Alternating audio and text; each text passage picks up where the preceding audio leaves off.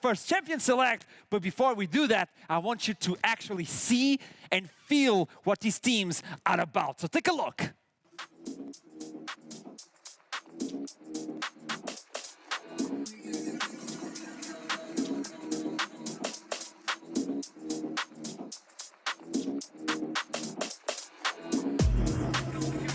Trying to heal up, will just about survive, but now falls to Chrisberg, who's on a killing spree. Seaboy looking to maybe hunt Cress, who's stepping forward, but he's gone too deep. That could be dangerous for the Victor, who does have the flash to escape. Won't quite die to the... Line up a shot while the whole world screams. Burns on Dawning Shadow! Double! Takes it for a double. Odie coming to claim some souls. That's a sweeper right there.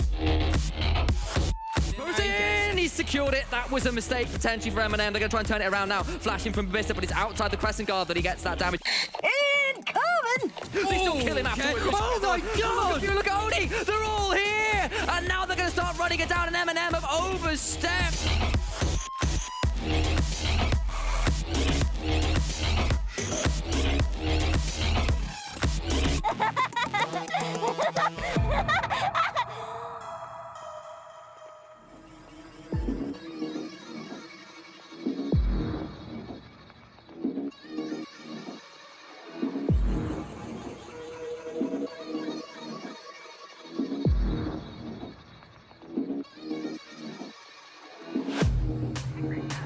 And he does at least get the ghost out of Viking, which could be potentially pretty big now that the Infernal Drake has spawned. Oh, look at the ward. It's been pinged at the red Yes. buff. It's been pinged. Poppy could be TPing there, and she is. It is, but the dragon has been started down to 2,000 HP. In goes Viking. I'll bust you down to scrap. Gets 3-man fit. It's gorgeous. FGG pulls it off again. You just can't stop it. This is also where Dusty starts making mistakes. Let's have a look if this is one of them. FGG flash quick. From the mistake, though, Viking going off on through into the middle. Who are they going to be able to target? They're going to be able to get onto nukes. The damage comes through from Venza. He's on the side, putting out so much damage.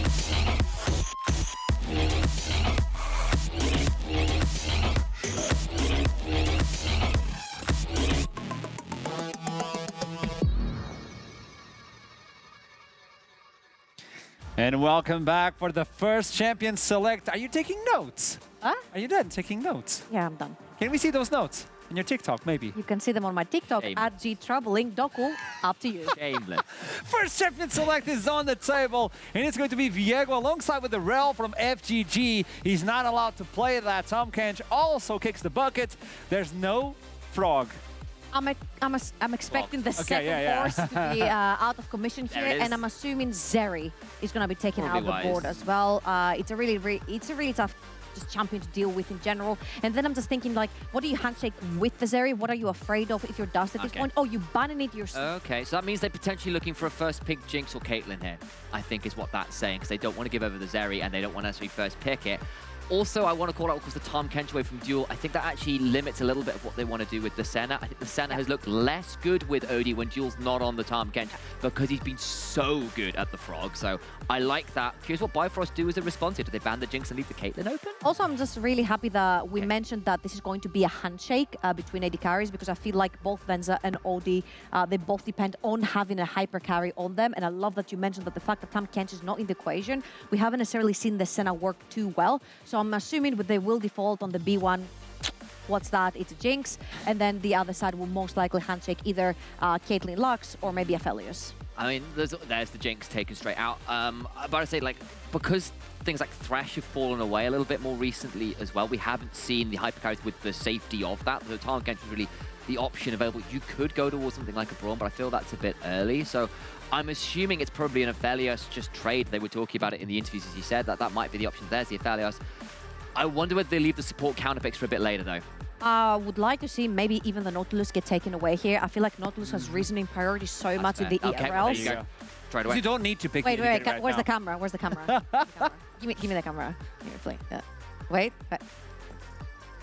Oh, the hair flip, so she knows. We have something on the desk. She's getting When she does information the flip, she knows unfairly what's with going I each on. have the That's it. antennas. She's getting I have the behind-the-scenes antennas, so I'm info, getting yeah. information before it actually comes to the Boy. screen. I mean, also, like, I was doing some stat research as well with my marriage before. FGG is currently undefeated on the Nautilus, so just taking away from that alongside the relative.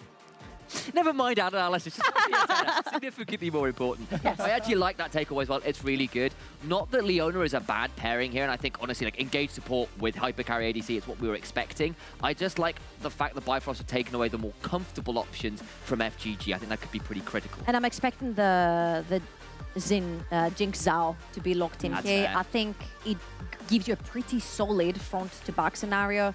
Xin Zhao doesn't lose to pretty much anything later on. He becomes a huge rock in front of your Jinx that doesn't go down. And because you can keep Aphelios at arm's length, I think the Jinx gets to free fire as well. It's also a big protective layer versus the Nautilus too. So I think this is a pretty standard, right? Yeah. But I Yeah. do like the fact that Okay, Bifrost learned from the previous series of Dusty versus Riddle, and they take away the Nautilus, because I think this will be the huge diff maker. Now, what junglers do you have left? If you want, you can go towards the Lee Sin.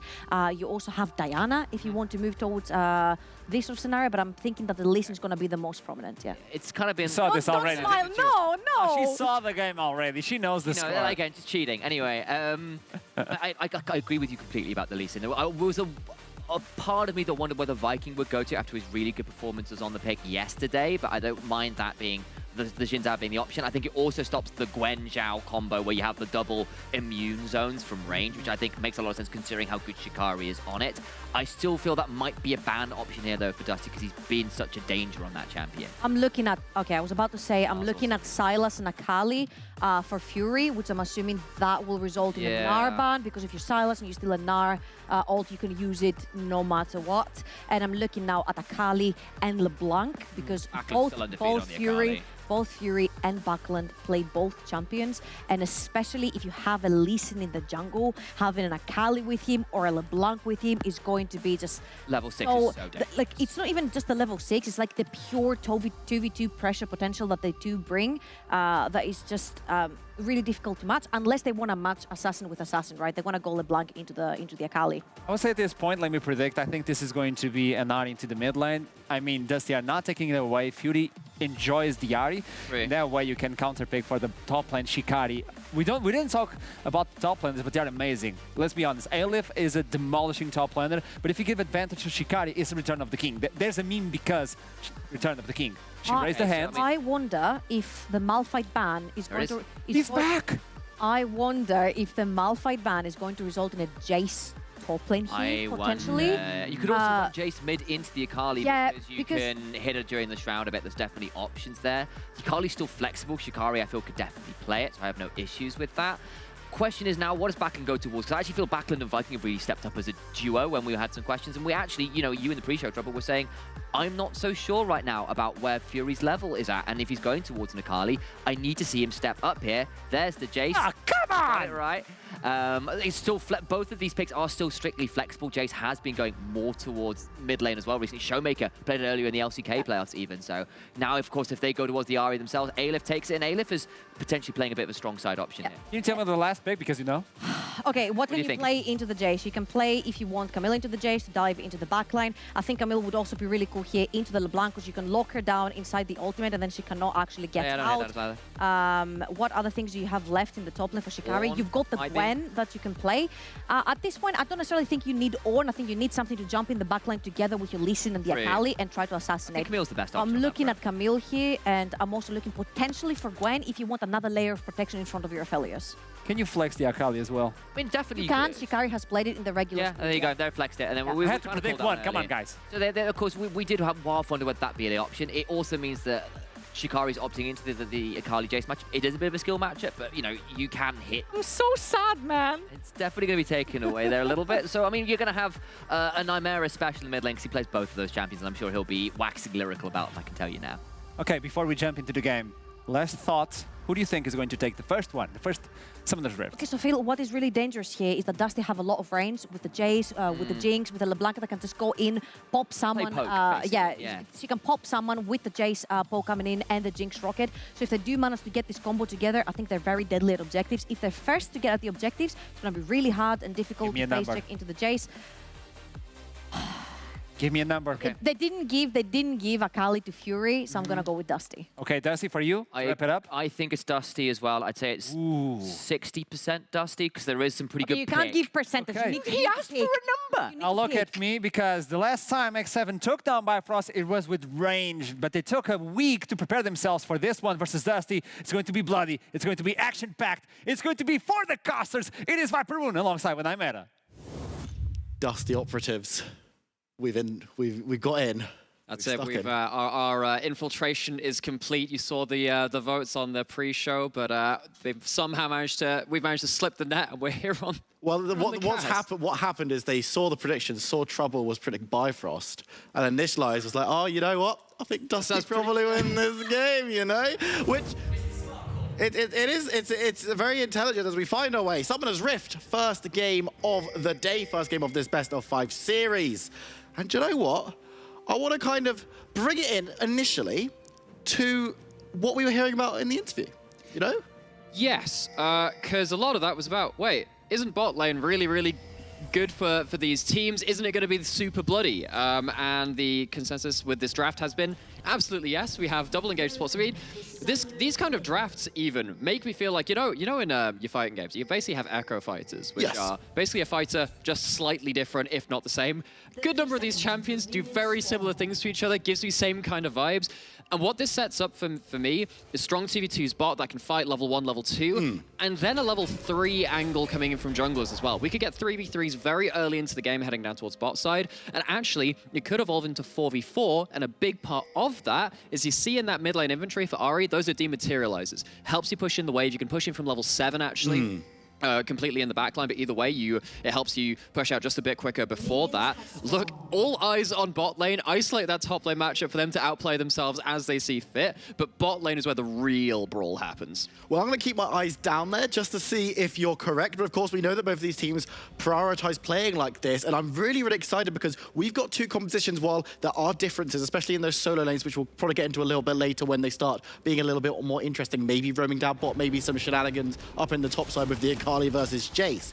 But these 2 teams in the jungle and in the bot lane want to do the exact same thing, as you mentioned. So now we're going to get a really good barometer about how good these players are playing today, because it's not going to be about who drafted what. It's going to be about how well they play it. And I love this game because, again, just setting the stakes down again, winner of this series goes to EU Masters. Yes. That is a huge thing for this series. There's a lot of pressure on these players. Many of them have been there before. I'm sure we'll put some of those names to the cast a little bit later on as things slow down. But this game is all on execution. We said similar comps, similar ways to get into the game. Actually, every lane is gankable. Every lane is available to kind of get outplayed on its own, which is, it's great in the sense for me that, the person who's winning at least this game one, this team which wins, is the one which played better. They executed better. Yes. And that is exactly what we want to see from a team that is going to be sent to European Masters. We want teams that are able to show that they can beat the domestic rivals, because we've got rivals across Europe as a region who have been talking a lot of smack recently. And What do you mean? I mean, we got to just make sure that we're dominating and sending our best teams and performing in this game. Both of these teams have looked exceptionally good so far in playoffs, especially when you're looking at the likes of Dusty. But hey, Vikings hit level 3. He's moving up towards the top side. Deja vu if you were watching the series on Monday, because he really likes helping Alif out, who in the regular season maybe wasn't having the most top. Now I'm going to hold that point because C-Boy could be caught out at his red buff going forward, looking for the charge. doesn't have the red. C-Boy flashing away. It doesn't matter though. The flash from Vikings good. They go over the wall. First blood goes over to Viking. Red buff 2. Oh, and Viking gets the better timing on the clear. He just turns up at the right time, and almost enemy number 1 for Bifrost. Sat there looking across at that jungler on the other side of the rift. Gets ahead early. FGG looking towards Fury, flashing forward, gets the stun. Vikings there as well. Win becomes live and gets a second one. Straight out the gates for Dusty. And in as many minutes he gets that many kills, 2 for 2. That Xin Zhao is so accelerated at this point. We said that every lane has an angle into it. These junglers have options galore. We were looking towards bot lane, but maybe because that was so obvious, they wouldn't think we'd go topside, would they? And yet they do. Both teams trying to fight around that top side of the map, but it's FGG that obviously turns up to the party. And Dusty have themselves a big lead, and Dusty play well through leads. Yes, absolutely. They are the momentum-based team. Initial, said it on Monday, he said it today, and we were talking in the green room before, and we were like, hey, if Dusty lose the first couple of games, it might be a little bit rough, but talk us through this again. Well, what happens is, Viking finds a half-health Lee Sin on his buff, and kills him by free. That's why expert analysis. This is why you get the big bucks. You've got that high-level knowledge, but then immediately moving towards the mid lane. And as you said, we were thinking that bot lane was going to be where the action is, but Vikings like, nah, just going to kill the Lee Sin. This is actually a really interesting thing, because FGG turns up on this timer. This is actually quite an LPL Jinx reset, where you can reset early, you can buy a cull, which is exactly what's happened with Venza. As I was checking with Asheen when I had some casts with him just a couple of weeks ago, and he was saying, you know, this is the thing we see all the time over there. Now, I haven't seen it much in other regions, but that allows Jinx to reset, get that FGG to go mid, and they get so much out of it. Dusty's early game, very, very coordinated here. Absolutely, and FGG, that's the kind of play that we've loved seeing from him since the second half of the split, where Dusty has started to perform at another level. FGG had to make that step up to that another level, and he's been doing it exceptionally well. Top side is happening again. There's a backland roaming up. There's a Viking in tow. Looking a bit like Linda's fun here. Yeah, Shikari just throws down the smoke, but that's going to dissipate. And now it's 3v1 under tower. Can he get away? No chance at all as A-Lift picks up his first of the game. And it's a third kill onto a third member of Bifrost. They've managed to affect the jungle, affect the mid, affect the top, and that is suddenly 3 early skirmishing champions on the side of Bifrost put behind against their opposing numbers, and Dusty are very, very happy with how this early game has gone. We said, oh, you know, they love to play through that lead. They're great at playing around early.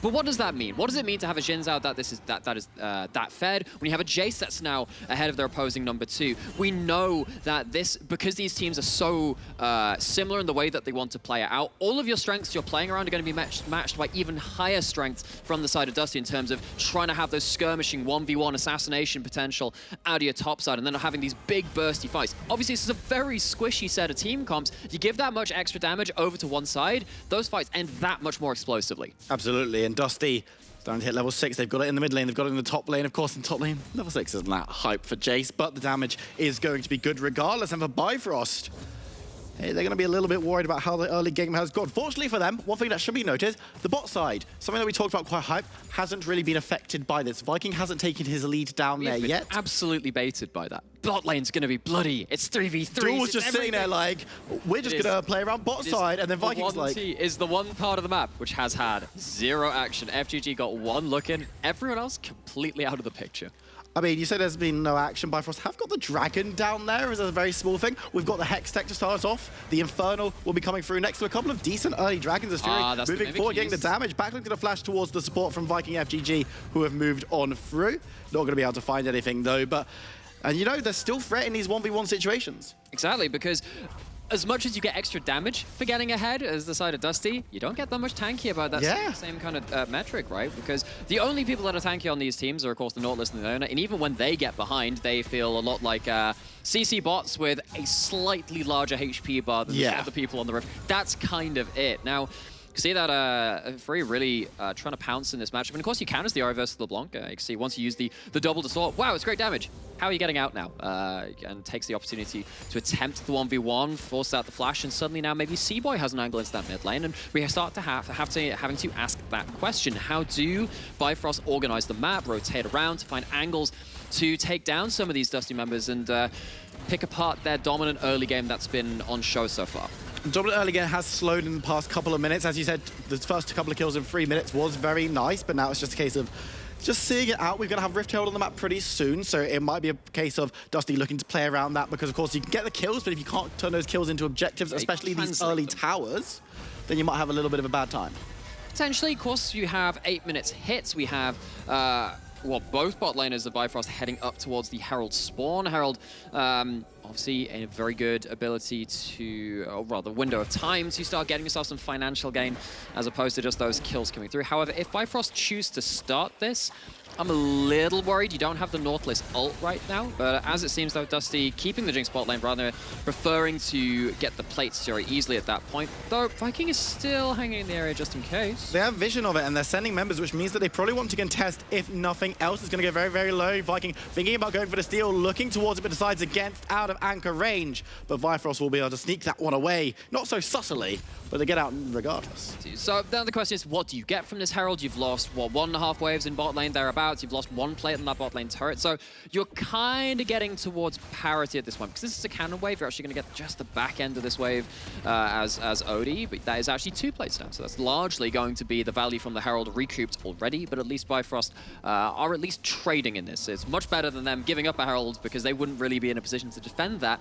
if the strong members of the Jin Zhao and everyone else comes to skirmish around that. I think that they still have to kind of take the poison chalice and say, all right, okay, we're going to lose something across the map, but at least we don't give over the Herald as well. We couldn't have defended that as well. Absolutely, and you can see that actually indicated by the momentum meter at the top of your screen. Oh, it looks yeah, like that's our a thing. expert analysts are over talking about how the game's going and giving you an idea at home. We've got a little bit for Dusty right now. That very strong early game was probably indicative, and being able to go even at, I was going to say at worst, but of course, depending on how this Rift Herald is used, it could actually get more. We've seen some very good Rift Heralds so far in playoffs. But they think, hey, Dusty, very strong start, momentum-based team, know what they're doing. That's fairly, I think that's fairly appropriate. And again, but whenever teams are very similar to each other in terms of the team comps, it needs to become that much more pronounced, because as we said, all of your strengths are just kind of outdone by the other team because they do pretty much what you do, but they got more gold to fuel it through that same way. Of course, keeping an eye on towards this lead and have to see whether it grows or not. Obviously, Dusty have snowballed very effectively with leads in the past. But this game, of course, you do have the Jinx. It's slightly more, not convenient, the other one. It's slightly easier to play around than the FLS to really activate, because you don't have to wait for certain weapon combinations. But either way, Bifrost do have similar tools, of course, to fight back in. Let's see if Dusty can hold on to this lead and accelerates it to the same extent that they have done in previous series.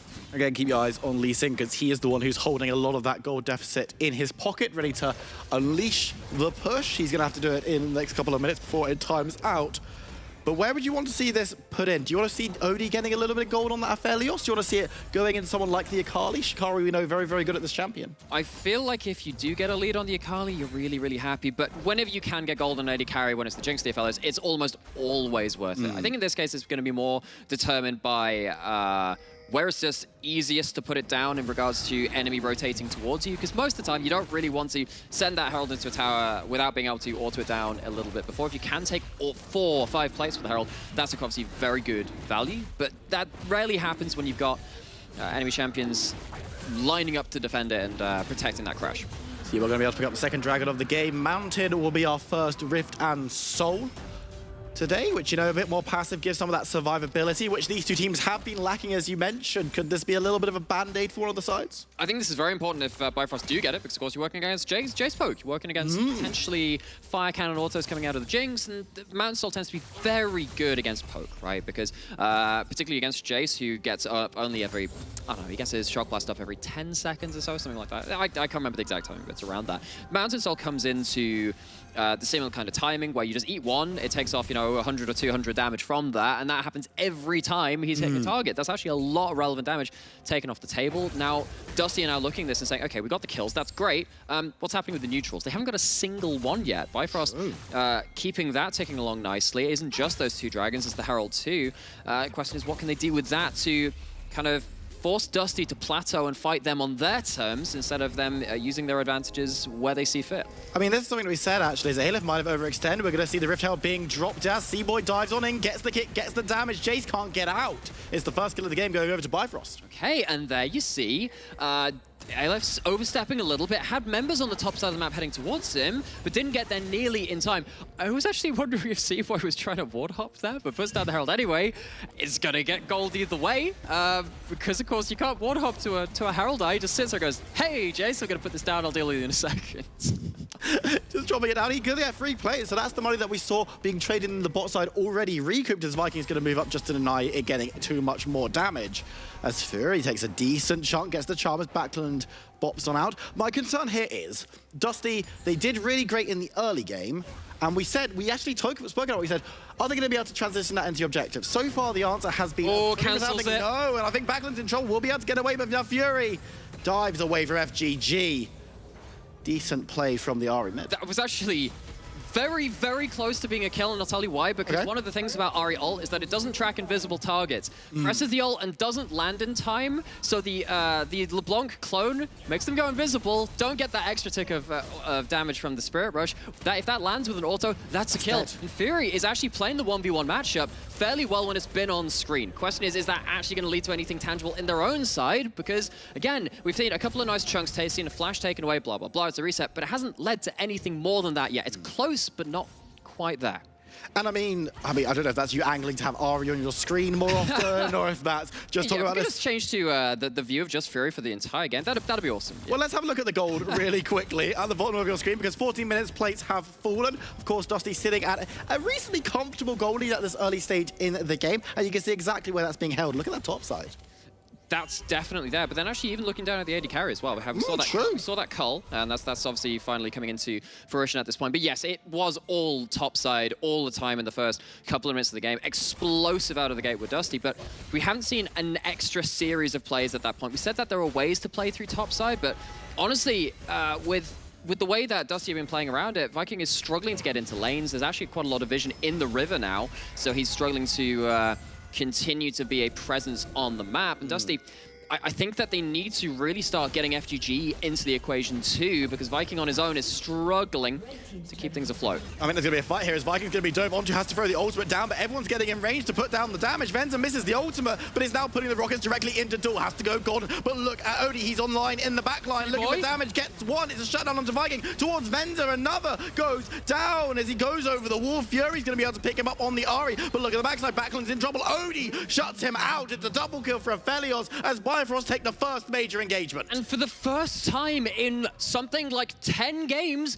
Dusty have overstayed their welcome, they've overfought, and they've lost a crucial fight. Dusty, they have been so imperious at playing out their leads, and this one is just a little too far. Now, having the Xin Zhao here for this fight with the ultimate is so important. You can see the amount of damage that was blocked with this, but Odie isn't focused on and has the highest DPS combo in the game once you get those Chakram stacked up on the Crescendum. Stacks them up like an absolute whirlwind of metal.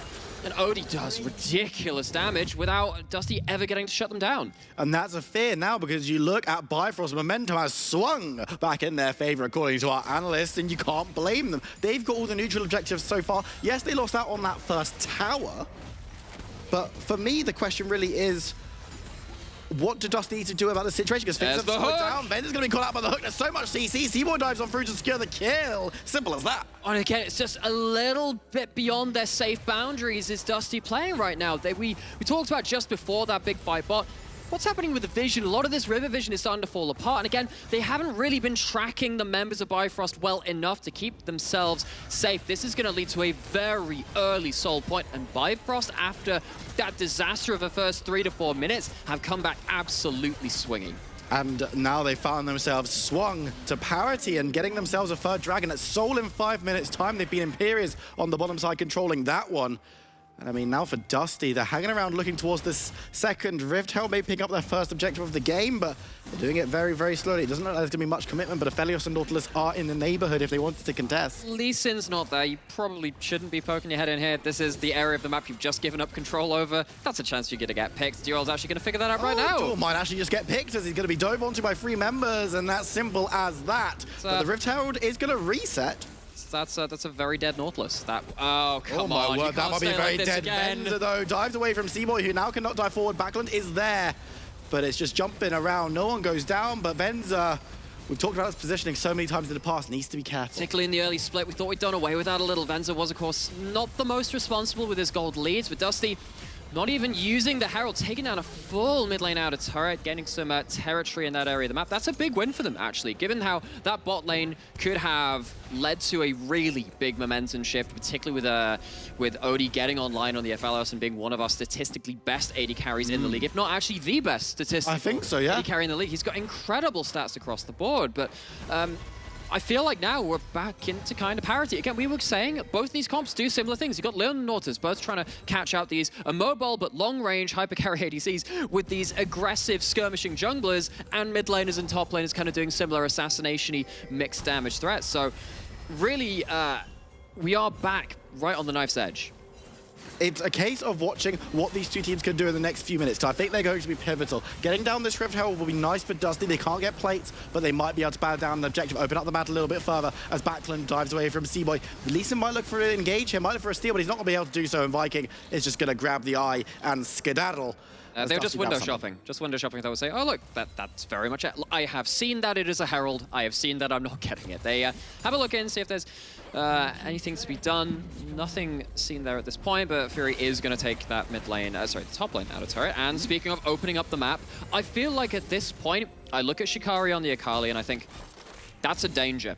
Akali often needs a bit of room to start chasing down people on these side lanes, and they have space. Ender's in trouble, the depth charge, and you know what? It's just going to be another assassination. Vikings moving forward, looking for C-Boy, but Fury's hanging around the side. This could be worrying for the Zinzao. Dive on forward, picks up one, but now Fury's the one in trouble, looking for a flank, but just going to be collapsed on. The chains go wide, as Fury should be able to prance out of dodge, as Dusty lose out on Venza, but pick up C-Boy. Okay, so it is again another 1-for-1, keeping things right down the middle of gold values being traded over. But whenever you lose your AD carry multiple times on the trot, it's losing farm, it's losing XP, and Venza falling behind on the Jinx is a bit worrying for the side of Dusty, because while the Jinx will always inevitably come online, you're now dealing with the Akali that can go dive onto an under-leveled Jinx. It's a level behind their opposing number. You've got the Ahri that can do similar things, and if you're sat here as Venza, you're looking at your team going, hey, can I not be left alone in a lane again? This is kind of scary now. I mean, if we can get production just to show us gold very quickly, because look at this. We were talking about how that gold lead, Venza grabbing that early cull, was crucial. Look at it now, completely flipped. Has completely flipped, and while there are some leads, of course, on the top side, still in place for Dusty, particularly with the Jace picking up a lot of plates. Of course, it's how do you leverage that? Because that was what we were saying in regards to Dusty in general when they play out leads. Jace is one of the better champions for doing this, but again, that has to be around objectives a lot of the time when you're dealing with grouped up poke engagements. But if Bifrost just rush down the dragon, get the Mountain Soul, he won't be able to do that for the rest of the game. And that's suddenly a window of power which Dusty haven't been able to play around. What does that mean, of course, for the entire state of this game? We kind of said, oh yeah, a lot of these teams are looking to be very bursty team fights and play around the 5v5s later into the game with just high amounts of mobility, but work through some of their range too. Dusty are going to be really struggling to fight on their own terms and get themselves advantages in those scenarios. I think that they're in a bit of a difficult position now. I mean, 50 seconds could be the last time they can get parity in a fight where they've got that Jace advantage going through the armor that hasn't been given, and the shield, of course, as well. But Bifrost are setting up their territory. They want to control the river. They've control over the dragon pit. Sorry, there is a ward in there. It hasn't been swept just yet, so Fury is on vision. Dusty might be looking to try and get a pick, but members of Bifrost are in support. FGG goes over. He can't follow up through. Fury goes golden as FGG standing in the back pit, thinking about going out, will have to flash as Dusty. Remember, they've got the Rift Herald that they can leverage for a little bit in the mid lane. That's exactly what they're going to do with Venza there as well. But with Dragon coming up in 15 seconds, you've got to think that Bifrost might have control of the area. Aleph gets blown up. FGG goes even lower, will go down as Fury just slides over the wall. Dragon will land. It's going to be a 4v5 as Backlund needs to be careful about going through for the poke. This could be Soul, but it looks like Bifrost, getting quite a lot of respect, are going to drag it out. Oh, that was serious damage from Odie, who has, again, the rifle turrets, the strongest combo for playing around objectives. Fury doesn't have the ult anymore, getting aggressed onto. Needs to be a little bit careful. Viking with the ultimate, but the re-engage comes on through. Caught on the chombers, but Viking flashes regardless. Shikari on the side could look for a flank. It's going to be secured by Bifrost. They've got themselves a very early Dragon Soul. This is going to make things so much easier for them. Oh, just past the 22-minute mark. And again, you can see that Backlund had to play out that fight that way. Jump in, get some kind of pseudo vision using your face and just distorting and flipping back to it, but was punished accordingly. Of course, LeBlanc doesn't have great sustain, gets chunked out very heavily at the start of it, and both Odie and Fury taking matters into their own hands with both weapon combinations and then pulling the ult from the Ahri to close things down. And I've been really impressed, actually, with how Bifrost have played very decisively around these bigger moments in the game. And Backlund, he has to play like this. There's no vision in the river. Gets in for a decent chunk at that point. That's one to the good, but all it takes when you're at half HP is one bad trade, and Odie does a lot of work to set up the real knockout punch from Fury. And now it's just as simple as just grabbing up the dragon. They pull it out and stop any kind of contest. And Fury might be a little bit overextended, but he's playing Bouncer with dual in support. he's never going to be in too much danger. But with this dragon going down, an interesting dynamic now, because we don't see this too often in the NLC. We're going to have a very, very early Elder Dragon spawning onto the Rift. That is very true. And again, it's not like Dusty's damage completely disappears. Yes. Now, if they're playing slower fights, yeah, Mountain Soul being up multiple times to take up multiple skill shots is actually going to be quite difficult, because both the Jace and, as we saw, the LeBlanc as well, are going to struggle to chunk through multiple shields. And so we'll have to track really how much this damage sticks from this team, which is on, again, remember, a 9-0 win streak. This is actually a big moment for them now to say, guys, you're in a deficit. You're behind for once. How do you deal with that? How do you actually mentally deal with that after not having to experienced that for so long? And I mean, our analysts are saying that these guys are very far behind. If you look at the momentum meter at the top of your screen, they're in a hole and they need to find a way to dig themselves out of it. And I mean, they have tools to do so, right? Venza, the positioning, he's been called out a couple too many times, you'd think, potentially in this game, but he's finding his way a little bit more back into it, farming up safely now that he's got a bit more support from his team in that regard. And I mean, you've got Jace, you've got the LeBlanc, they are able to dive in and do some damage, and hey, you don't want to do extended trades, even with that armor, LeBlanc and Jace can still do a fair chunk. They can do, and that means that Bifrost still not going to have the easiest time to play out this game either. They still need they still need to be disciplined. That's the way I'm going to put it, right? Because if you got someone randomly standing beyond their vision, getting picked off by a Leona with everyone kind of pouncing on them over the wall, you're still going to have a pretty bad time at that point. So watch out for Dusty playing the pick game. That's probably their way back into it. Of course, there is always the chance that Baron changes things up as well. Got teleports coming in. Jace channeling his now too. They're going to want to come into this one very, very quickly. Got Shikari on the side. Viking could be in trouble here. As you see, Shikari dive on top of him, goes into smoke. But on the other side, there's another fight. Viking is in trouble. He's the one with the smoke. He's going to be taken down. FGG goes as well as Akali dives on through for the double. Fury on the back looking for Venza. Will be able to find him, but they can't find him with the Nautilus. But he's going to get blown up regardless as Ari dives back in for Aleph. It's another. It's a wipe. It's an ace for Bifrost. They don't lose a member, and Baron is surely theirs. Yeah, to hell with your discipline. Bifrost draw in the fight. Dusty, they can't play it out slow enough, and they can't find a fast enough fight which targets just a single person. They come in drips and drabs, they get taken apart, and Bifrost, they are now in demanding control of this game. I'm really excited to see, hopefully we get a replay of that fight, because just watch how Shikari moves through. He gets the assassination onto the Xin Zhao, and then rotates back into his team, and just follows the fight all the way through. Keep your eyes on the Akali here. Wouldn't it be funny now if I just didn't talk about it? Okay, yeah, absolutely, just ignore it. Look at him. He has the proto belt, touched that first part of the ult, and he has the second part to kind of get back to safe boundaries on the other side. And yeah, I mean, the Akali sat in the right brush at the right time and cuts off one of these entrances that Dusty are playing towards. They didn't have the vision to check it out. They really were hoping that Bifrost had just slipped up somewhere. They did allow, of course, that one vision for the two real poke/burst champions to get through up in that top lane tri-brush, but that wasn't nearly enough. They engaged very heavily after that point. Bifrost, at this point, looking like they're coasting towards a game 1 victory. Yeah, maybe not, though. FGG diving on top, getting some damage onto Fury. He's going to dive back, though. The Ari has the dashes. One more available, throws down the Everfrost. As Shikari goes on in, looking to get assassinations to save the mid laner. Another dance and charm. The damage as they pick up one onto Aleph. Viking is in trouble as Tool now turns up to the party. You can see C-Boy actually between FGG and safety. The Zenith Blade will help him get through, but the damage on the Lee Sin is still there. Looking to get one more as Dusty caught out, taken down, and Fury survives. And somehow, some way, we start this game off. We start the pre-show off saying, man, these bot lanes are good. They were not involved there from Bifrost at all. It is the entire top side of the map saying, you know what? We're going to take this game-ending fight into our own hands, put a win on the board. Now the question is, I don't know if Backland's going to be able to defend this, but he's recalling to try. Bifrost are not here to mess around. They see your 9-0 win streak, and they're handing you a massive L in the first game of this series. It's Bifrost with the advantage, and Dusty, they need to go back to the playbook. And they're going to have to see what they can put together in a very short amount of time, because sometimes you come into a best of 5 and whatever you just had cooked up in your heads is just not right. It's not appropriate for that series. And they come in here and they get slapped. This was with an early game lead, something that Dusty have always played out well. And now suddenly we're looking at this saying, what? You got to show us more. For the first time in 10 games, you got to show us more. And I mean, this is what we talked about at the beginning of this game. These two teams are playing very similar wing conditions, if not exactly the same. It was poke versus a little bit of assassination on the other side. But Echo Fighters. Echo Fighters, by and large, similar ideas. And Bifrost dismantled Dusty. The first 5-6 minutes looked great, but then there was nothing else being done. So now we have to wait and see on game 2 and say, okay, first hurdle has been knocked down. You've ran straight into that one. What else you got for us? I mean, I'm also very interested to see how Dusty reacts to this, because we haven't had to, we haven't seen them react in a best-of series yet here at the NLC, because they win best-ofs. Well, they normally win early games, and we had to see, okay, how can they deal with that? And the answer was apparently not appropriate for this game. They didn't find themselves any meaningful victories after that early game.